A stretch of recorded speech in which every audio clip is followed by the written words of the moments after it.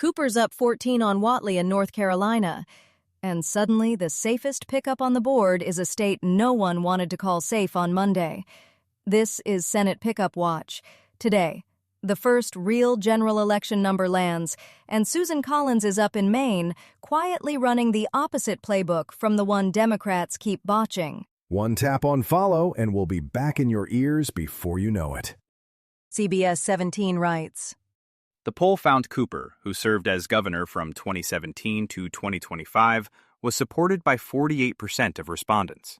Whatley, the chair of the Republican National Committee from 2024 to 2025, received 34% support. 15% were undecided. The results are similar to the March survey, which showed Cooper leading Whatley by 15 points.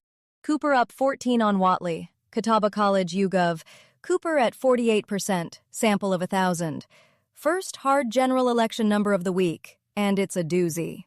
And here's the thing. This is the one state on the board where I don't have to argue with myself. North Carolina's been drifting, and Cooper's a two-term governor with statewide name ID. The fundamentals and the campaign both point the same way for once. Right, which is why I wouldn't chalk this up to the environment alone. Whatley's the RNC chair, a Washington resume in a state where voters are perfectly happy to torch a Washington resume. Cooper ran the state for 8 years. Candidate quality is a big chunk of that margin. But let me stress test my own claim, because I keep saying the surprise pickup is out there in a state nobody's named. Cooper plus 14? Put that in the obvious column. Everybody had this pickup circled back in January. This one's from the Boston Globe. Some 30 years later, Collins, who enters the cycle as one of the most vulnerable Senate Republicans seeking re-election, is making a high-stakes bet that this style of politics still works.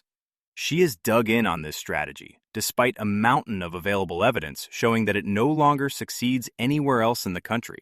Here's what catches me about the Collins piece. She's running the 1996 playbook in 2026. Cross-aisle, constituent service, the Maverick brand. And everywhere else in the country, that style is dead. Dead everywhere except Maine, which is exactly your point. She survives by refusing to nationalize the race. That's the move Democrats can't seem to run in reverse. Right, and watch the word independent get used 2 different ways this week. Collins built that brand over 30 years. In Nebraska, Democrats are basically endorsing past their own candidate to hand Osborne the same label overnight. Those are not the same thing. And that's the contrast with the Cooper number we just hit. Cooper's up 14 partly on candidate strength, partly because North Carolina's been drifting.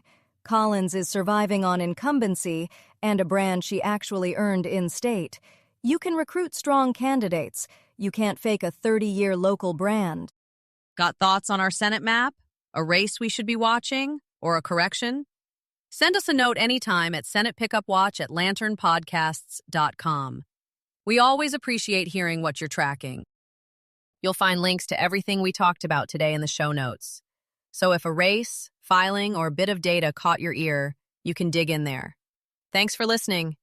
That's Senate Pickup Watch for today. This is a Lantern podcast.